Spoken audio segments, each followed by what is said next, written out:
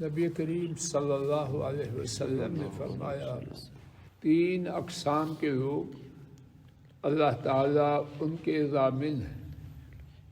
ایک وہ شخص جو اللہ تعالیٰ کی راہ میں جہاد میں نکلا، اگر وہ واپس آ جائے تو اجر و غنیمت کے ساتھ واپس آتا ہے۔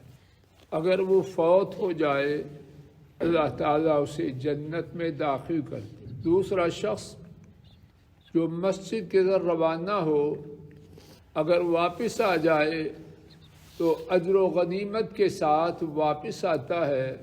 اگر فوت ہو جائے آتے جاتے ہوئے اللہ تعالیٰ اسے جنت میں داخل کر دے۔ اور تیسرا شخص جو اپنے گھر میں داخل ہوتے وقت سلام کہتا ہے۔ 3 اقسام کے لوگ اللہ تعالیٰ کی سپرداری میں ہیں، اور ان میں سے تیسرا معاملہ تو بہت آسان، جب بھی گھر میں داخل ہوں السلام علیکم ورحمۃ اللہ وبرکاتہ کہہ کے داخل۔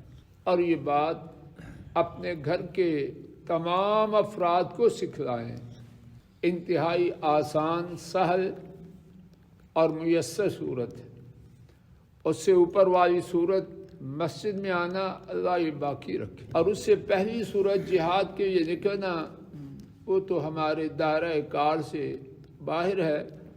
تو جہاں تک ممکن ہو تیسرا عمل اس کو تو کسی قیمت پہ چھوڑے نہیں، اور دوسرا عمل مسجد میں آنا جب تک ممکن ہو، اور اللہ موت کے وقت تک ہمارے سب کے نصیب میں رکھے، اس کو بھی اپنی زندگی میں داخل کریں۔ اللہ اپنی حفاظت رکھے۔ صلی اللہ تعالی علی خیر خلقہ و اہل بیتہ و اتباعہ الی یوم الدین۔